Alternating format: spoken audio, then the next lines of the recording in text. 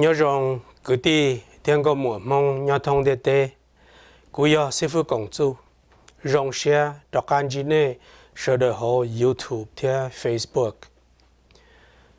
cú chơi đêm lông rồi rong giờ tê tu giờ tàu lông ở bên lửa theo tàu rong là ô linh đó theo giờ tan cho tên mong ở nơi bao lọm lông sự bây giờ mong thông đề tê tàu nó theo bao sĩ chỉ xí lúa thầu cơ ý tu theo chỉ có ý tu kia ở chỉ cho ý tu gì rồi nó cú pin đó lo lù nụ tia tụi mày tu bỏ yêu lo tia trở đi vào lù cú hải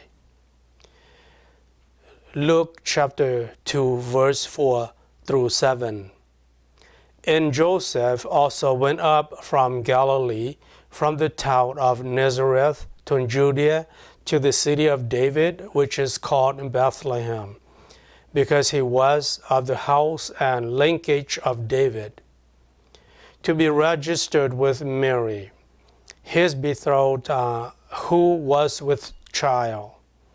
And while they were there, the time came for her to give birth.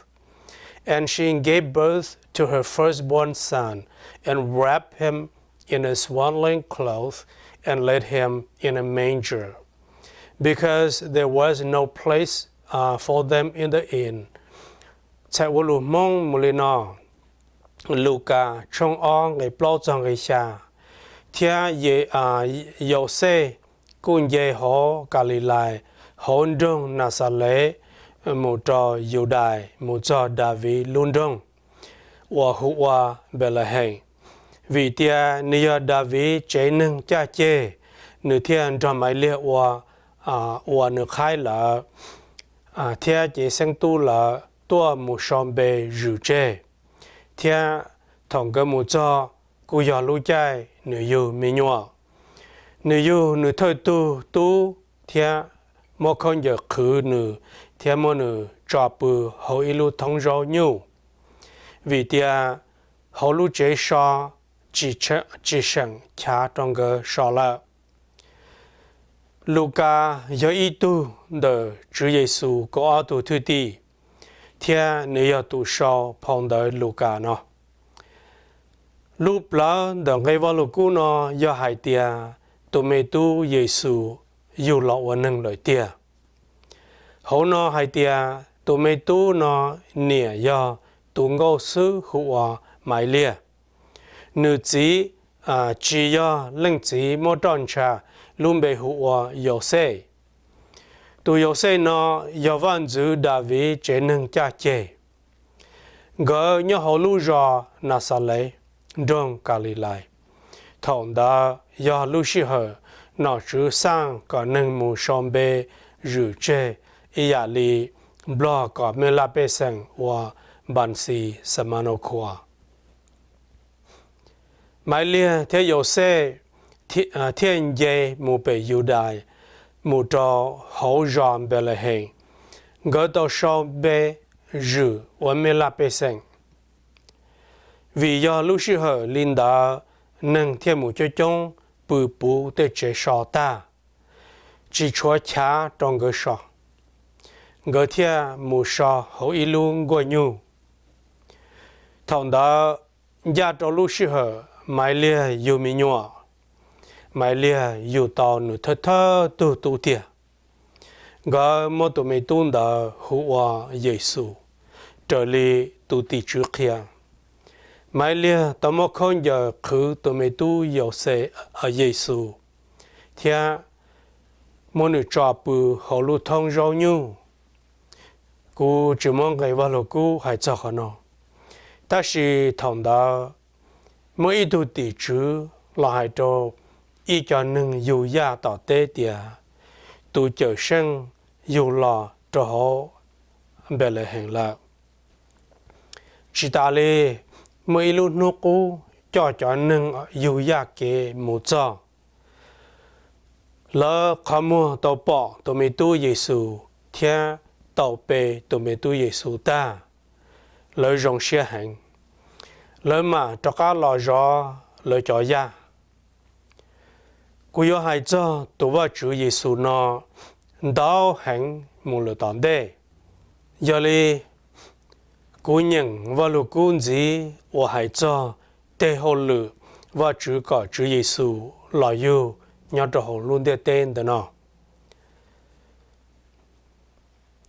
John chapter 3 verse 16. For God so loved the world that he gave his only Son, that whoever believes in him should not perish but have eternal life. Cha wa lu mong mulino yo ha chong pe ngai ko to. To kho wa chu lu lun de te hang. Nữ thiên mua nữ ti lưng tu lò si yon jeng nữ tu tu da yo chỉ to po chua ta shi mo cho xie nhỏ ý chỉ. Chúa Giêsu tu thứ ti yo ha yo tu sao phong đó yo ha nó. Ngày vào lúc nó chờ ta shi nữ kia xa ya wo ya lu plau wo va chu thia ti neng. Ya chẳng chẳng chắp là do hai cho vợ chú lưu xe kia. Xử lý ya ý hai cho vợ chú, ya o hai cho linh tú, ya bê hai cho kế lũ, ya plau hai cho luôn địa tế, ya chi hai cho kế dân, ya trò hai cho xe để ý chí, ya xa hai cho kế bố chua. Vợ chú luôn địa tế, luôn địa tế do hai cho nâng nhỏ hồng địa tế. Và chú ti lưng tu do và chú Giêsu. Và chú một tí tu nó ngộ sư. Và chú mua kia nữ ti lưng tu nó bù trò nâng địa tế. Cho tu nâng chỉ sai dây mua li. Tu lò si. Tu ẩn dân tu nó lò si. Dân tu chú Giêsu nó yếu tạo cho xe nhỏ ý chí. Cha hai tia trở lũ简单ru tua hồng địa tế nó là lò. Tu pli của mô xe yếu muốn đó vào chú nhỏ sổ vào chú lũ tế chờ chân tranh. Yếu tạo nhỏ mũ ý chí chỉ bao tua lì là. Ta chỉ cho tu tư là si tu chính dân tia chú Giêsu yếu vào chú. Chỉ lăng tia nữ tu khăn do nâng mua kế chào. Chính dân tia Chúa Giêsu thanh tạo nữ tế kế chào. Chỉ在yếu Chúa Giêsu và nữ tu chú. Chỉ cho nữ tế kế chào chê. Chỉ lòng xiên chú. Chỉ cho lưu xe chê. Và ya lưu xe đỡ xe rộng thầu ở nâng nhỏ. Nữ trò bố chua. Cha hai tia thầu tua là tu pli cho xe bông một tròn đủ tờ cho nhẹ mũi ý chí. Và chú lưu tin nâng tế tia. Họ nó do lúc là đợng ngày vào lúc cũ nó. Và chú lưu tin nâng tế tia nữ thiên mua kia tí tu đợng xuân địa là bố trò tin nâng. Khó Chúa Giêsu yêu lọ và nâng, do lọ có nâng, khó mua bỏ. Ê nâng dân nữ, đồ khó, dân nữ chỉ trò kế bố chua ý chí. Tu chính dân yếu trò bố chua. Bê sai và chủ cho lù khiển dĩ cho tuần rụp lý đôi hữu và trong tàu nâng lưu xe, hai tàu lù trò nâng. John trong ý ngày năng ngộ bê, thiên ngày năng ngộ chua cho bê cho ý. He said, I am the voice of one crying out in the wilderness, make straight the way of the Lord, as the prophet Isaiah said. The next day he saw Jesus coming toward him and said, Behold, the Lamb of God, who takes away the sin of the world. This is he of whom I said, After me comes a man who ranks before me, because he was before me. Myself did not know him, But for this purpose, I came baptizing with water, that he might be revealed to the Israel. And John bore witness. I saw the Spirit descend from heaven like a dove, and it remained on him. I myself did not know him, but he who sent me to baptize with water said to me, He on whom you see the Spirit descend and remain, this is he whom baptized with the Holy Spirit. And I have seen and have borne witness that this is the Son of God. Chawalu mong mulino.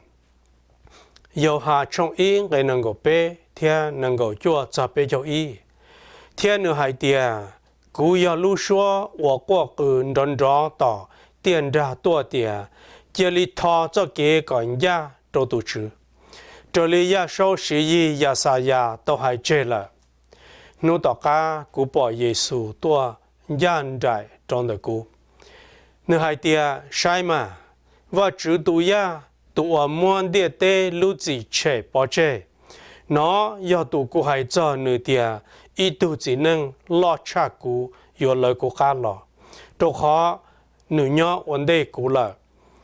Cú tu khen yên chỉ bao nữ, ta sĩ cú tê hô lử, yo là mô nâng trâu đê, theo yo khi tàu nữ, trâu hai nâng ý xa yên bao. Theo yo hà tàu hòa tì khởi cho khó nọ tìa. Cú tàu bỏ tuần rụp lì rong lì tuần qua, yang lì sống tu lò, theo lò nhỏ sống nữ. Cú tu khen chỉ bao nữ, ta sĩ tu xa cú lò mô nâng trâu đê hai trâu cú tìa. Tu hòa có bỏ tuần rụp lì yang lì lò theo nhỏ sống nữ do tu mô nâng trâu hó tuần rụp lì đôi hữu. Cú tàu bỏ theo ô tì khởi tìa nó do vật chữ tu tu. Nó do chữ Giê-xu tu thư tì yo hà hai tu yo hà mô nâng trâu đê cho lù. Tu yo hà mô nâng trâu đê lù America hùa John the Baptist. Trong vào lù cú nó hay cho cậu ya chẳng chân cưng ngộ xử lý.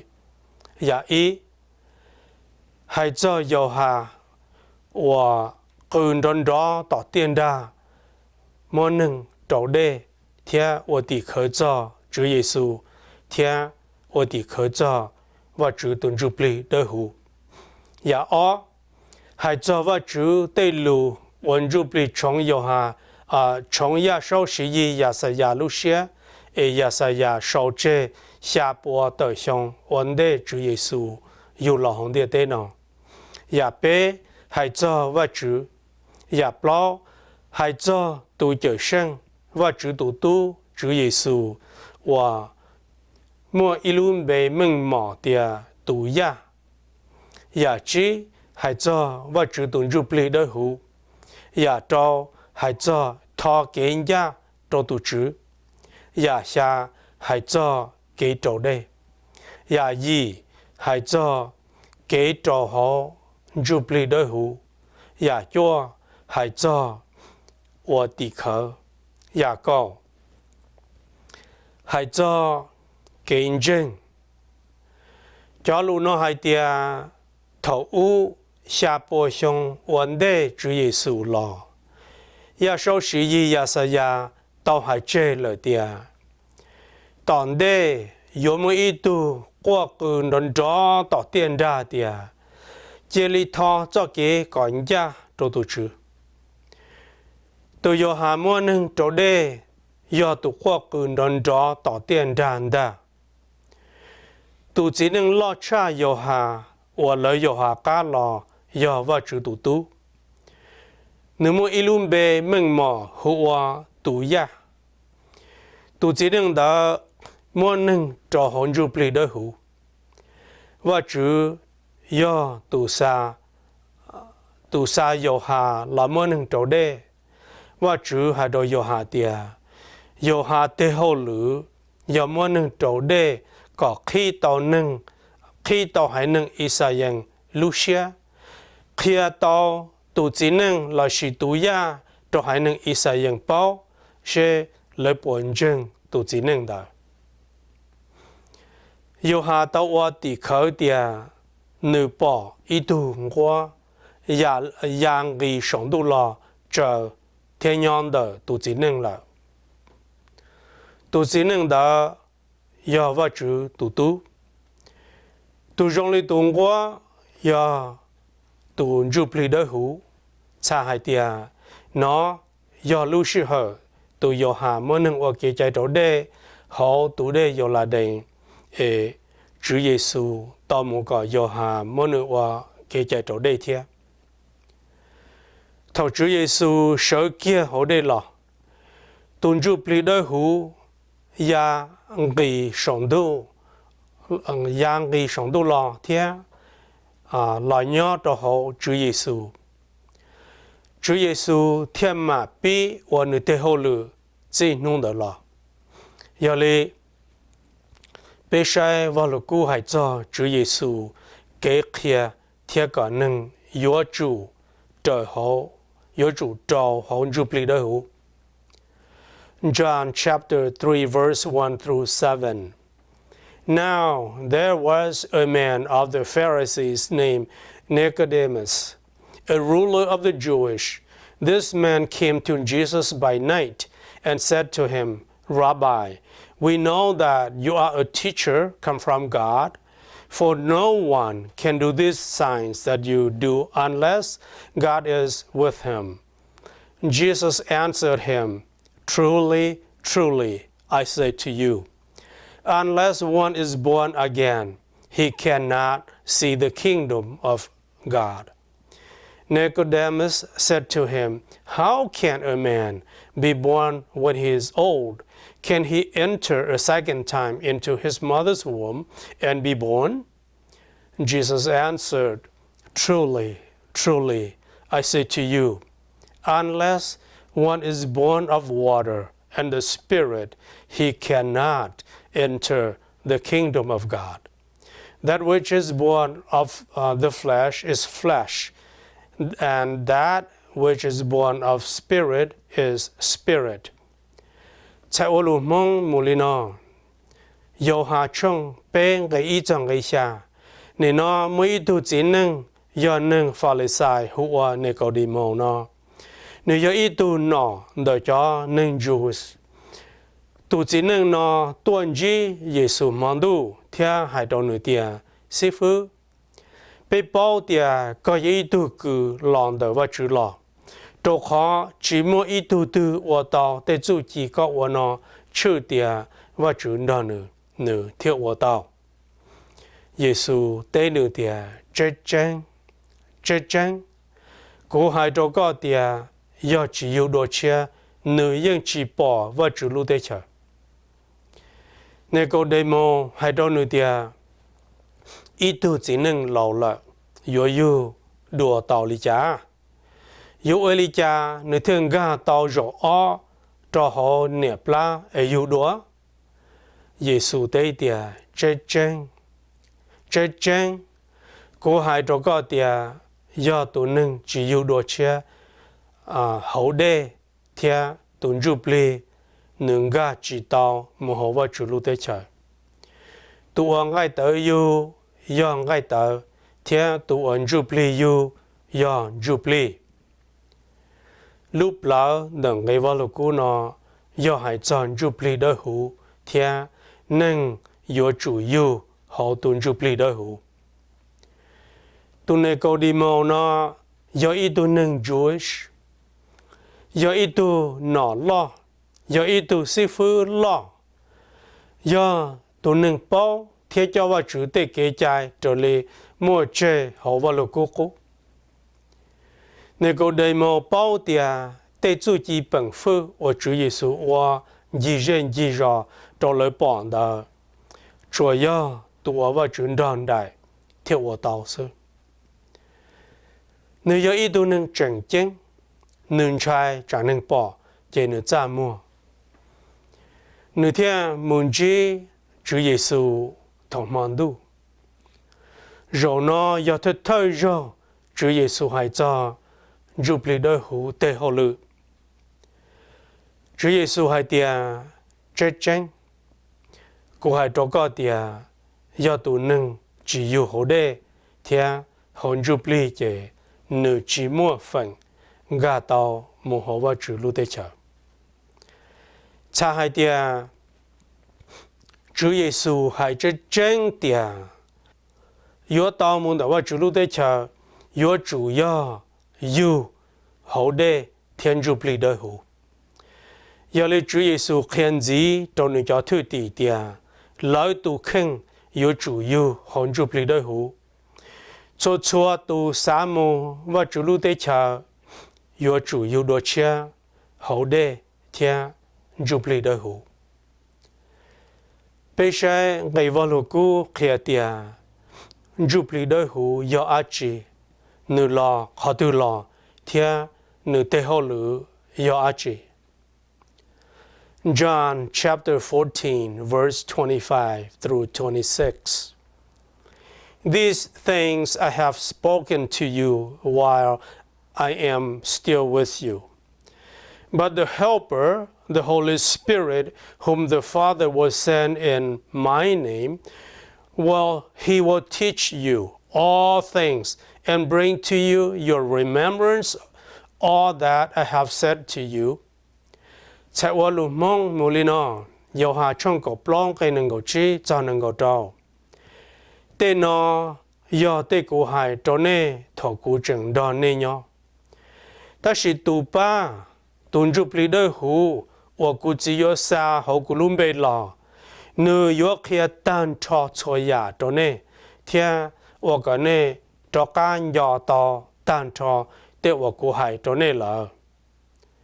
Nó, do Chúa Giêsu tu khen hãy cho giúp lý đôi hữu Chúa Giêsu hãy tia giúp lý đôi hữu do tu ba nâng và Chúa và do Chúa Giêsu chỉ do tu yếu sang giúp lý đôi hữu lọ thia lọ hậu luôn bề Giêsu lọ giúp lý đôi hữu ba nâng do nữ kia cho chua ya đó nâng thia nữ ổ cỏ Chúa Giêsu cho thứ tỷ cho can dò tàu để của Chúa Giêsu tàu kia nâng lại Chúa Giêsu hành gì cho cái yêu đồ chia hậu và chủ tuần giúp lý đôi hữu nơi hai lý nó Luke chapter 24 verse 48 through 49 You are witnesses of these things And behold, I am sending the promise of my Father upon you. But stay in the city until you are clothed with power from on high. Chạy qua lù mong mù lì nọ, lù ca cho nâng gò pló gây pló cho gì cho pló cho chua. Nê do cho tỷ khởi cho tê nọ, thiết sai mà, cú ta tỏ xa cú chỉ cho kế xả phụ lọ trô nê. Ta sĩ nê mù nhó hồn đông cho thọ nê tàu ná lưu phụ chỉ lọ sổ khó xế lọ. Cho lù nó do Chúa Giêsu hãy cho nơi cho thư tỷ thọ lưu sĩ hờ nữ sở hồ khó tua cho các lọ đó là nhó tàu bao cho nụ nếu mà già một sống tu lợ. Chúa Giêsu có cho thư tỷ mù nhó hồn đông Jerusalem tỏ. Nữ chỉ ở yếu vật chủ tàu xã phụ chế lời tia, yếu xa tù ba, ở yếu tùn giúp lý đôi hữu lọ. Thảo lưu phụ chỉ là sĩ tù ba, ở yếu tùn giúp lý đôi hữu lọ trầu lỡ ná kia lỡ mà mũ ở hồ lự. Cha hai tia, yếu chủ mua lý nó mà lỡ thiệt tía cổng, lỡ thiệt ba chi, lời thiệt ua tàu và chủ cho hậu lử. Vì tia, giúp lý đôi hữu, mô lời xuyên dù, kế xá, kế bao, lòng bao tàu ta. Ua tàu lời chua xế cháu, chế chỉ xế tàu, cảng ghi tên trong ua và chủ tế hậu lử. Thiên ua trở lý và chủ có và thiệt tạo giờ li bây sai và lục cú khi cho Chúa Giêsu cho thứ tỷ yêu đồ chia hồn giúp lý đôi hú là sự nã lưu phu chỉ và là sổ khó xia là Acts chapter 2 verse 1 through 4. When the days of Pentecost arrived, they were all together in one place, and suddenly there came from heaven a sound like a mighty rushing wind, and it filled the entire house where they were sitting. And divided tongues as of fire appeared to them and rested on each one of them. And they were all filled with the Holy Spirit and began to speak in other tongues as the Spirit gave them utterance.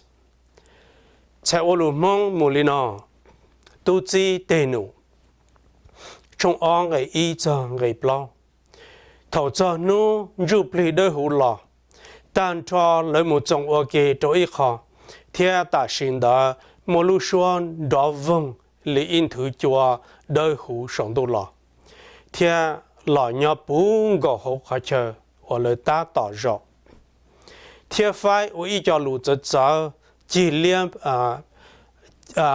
liêm lại tờ chữ cho lời bỏ theo lòn dễ nhon đó là chua lên theo tuần chụp lý đôi hữu là bún gõ cho hữu là theo nhà chế lý hay nhà ý giả lũ chất trở cho lý chụp lý một đồ nhà hai cho lý tin nâng chân dễ kiến dân lớn dân tiệt tu sau phong đời tu chi tên nụ nó do Chúa Giêsu tu thứ tỷ Luca theo sư phụ Paulo the Apostle Paul gọi lên sau tiệt trở lên nó Acts là sự tu chi tên nụ cha hai tiệt tên nụ và chủ sĩ lão và Chúa ngày lũ nó do hai kia khó và Chúa Giêsu cho thứ tỷ yêu đồ chia hồn chụp lý đôi hữu là sĩ giúp lý đôi hữu là nhớ bún gò hậu cho thư tỷ hai tàu tiền giúp lý đôi hữu do lưu phu chỉ là sổ khó xia là lông cho thư tỷ ý à lý chế trị cho và cho thư tỷ tàu nà kia vì thì là sĩ tên nụ tàu trừ sĩ mua chân tiền mua lưu xia một lúc xưa đó vong li thứ chúa đôi hữu là sống đủ là nửa tờ lia vợ li lúa tờ nhà một bún gò hậu trả chế và cho thứ tí tôi nhỏ rõ ok chấm lại tờ đó nhà là cho lỡ chua tu thiên địa bún gò hậu là giúp li đôi hữu mỗi ý cho lũ cho cho lỡ cho lên giúp li đôi hữu xã múa là nhà hải nhà lù cho có chỉ bao tiền của hải á chỉ của chỉ bao tiền có hải á chỉ ta chỉ giúp lý đôi hữu do tụ ở tàu là chỉ mua cho nhà hải nhà cú chỉ mua chọn ngày vào lù cú hải cho lù ở cú yo hải đó nó ta chỉ vào lù cú hải cho khó nó tiền tỏ cả Chúa Giêsu cho thứ tỷ yêu đồ cha hậu tuần giúp lý đôi hữu là sĩ lưu phu chỉ sổ khó xia là bún gò hậu lỡ lòng bảo tan cho thiết tía công chỉ cho nên cô là lòng xuyên dự tía cái bảo và chữ cái bảo và chữ tê hậu lỡ thiết sẽ tạo rằng chính trái tua cú sẽ lu ở vào chữ tê hậu lử lỡ sợ đờ thiết ở đó vào chữ cho hậu lử và do cha cho mong rong tia Giêsu do vào chữ Giêsu do tu chờ sinh lo chờ tên năng địa tế Giêsu do cái lưu tranh Giêsu do khó tranh do cho xe thiên do cho cái mù và chữ lưu tế chờ giờ li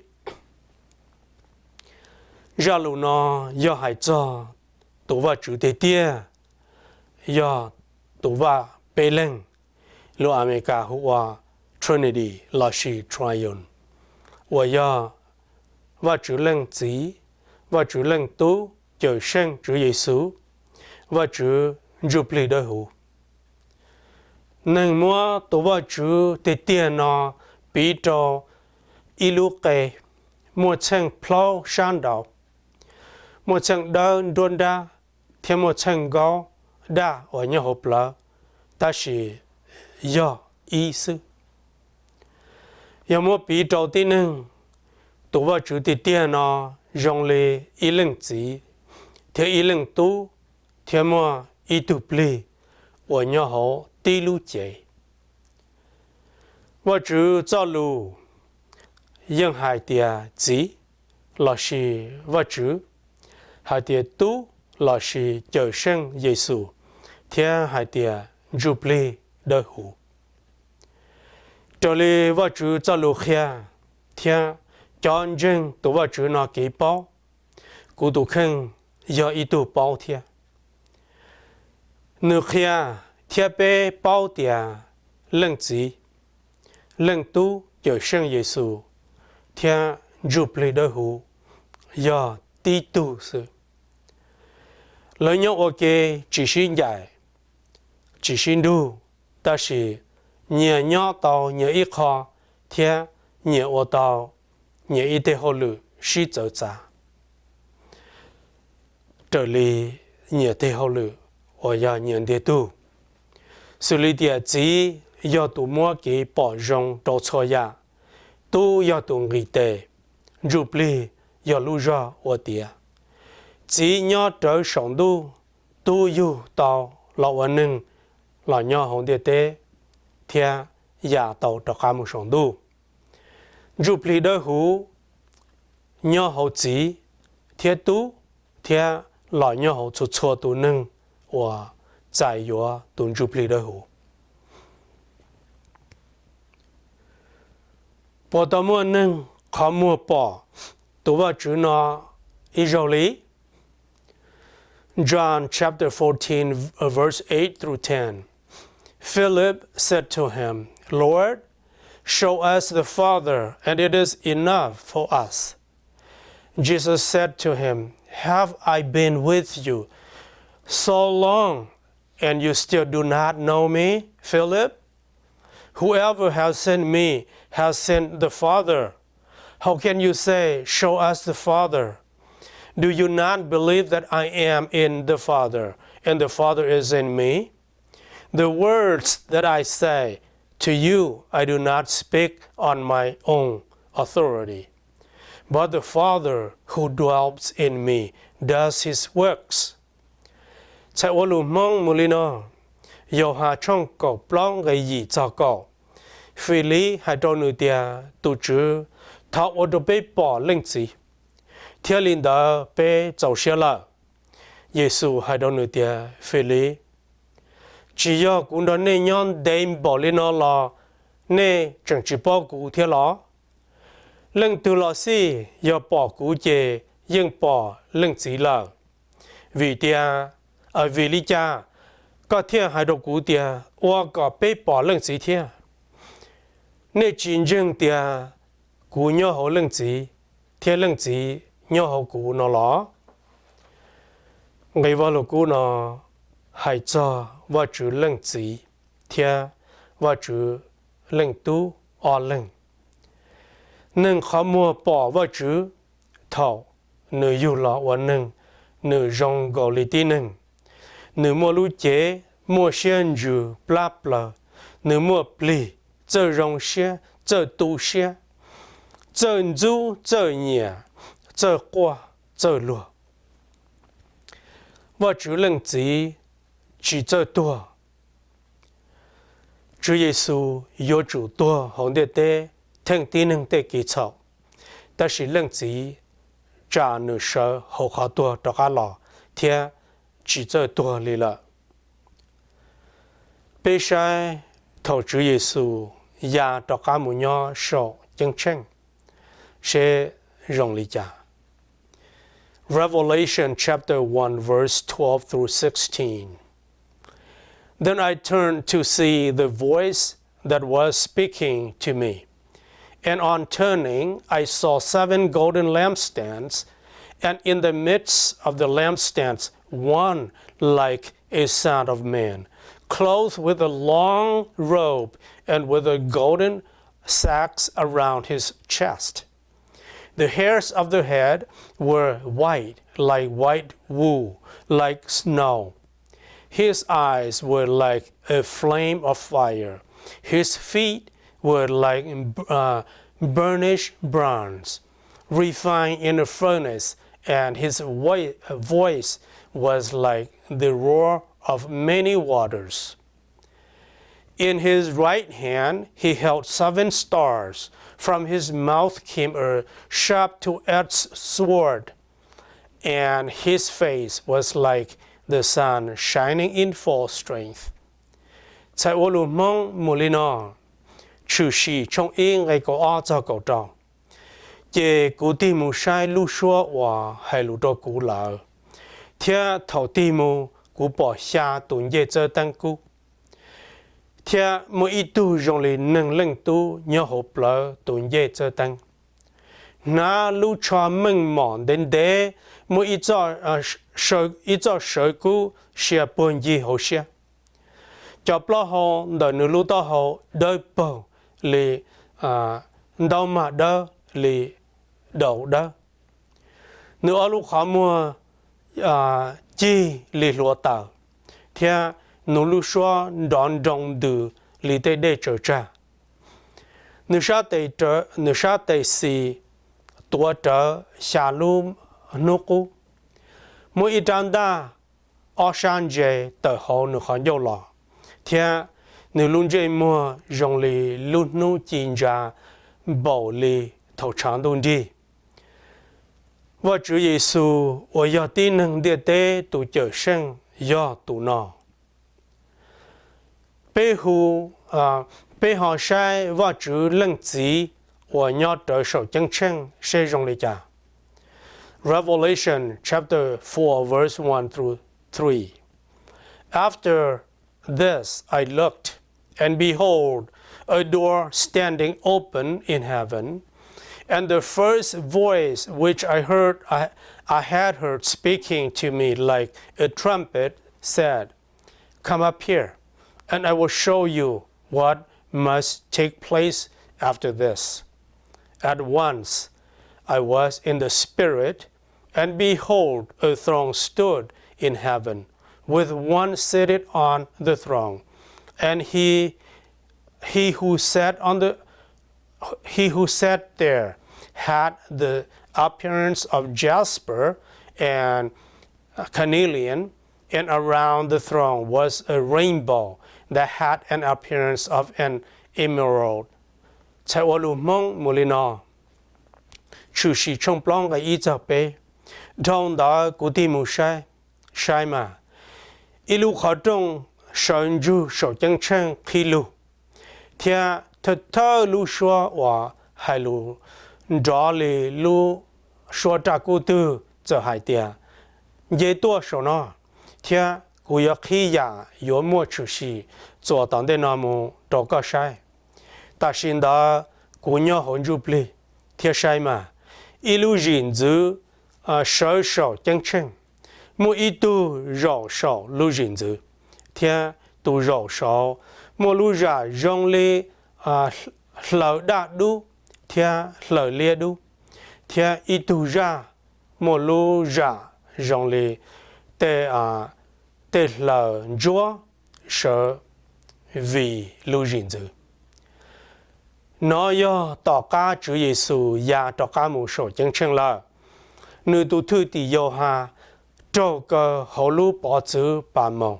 Ê Chúa Giêsu cho ý tu tì chữ lò khi yo ha thia khi trong đu cho yo ha bỏ.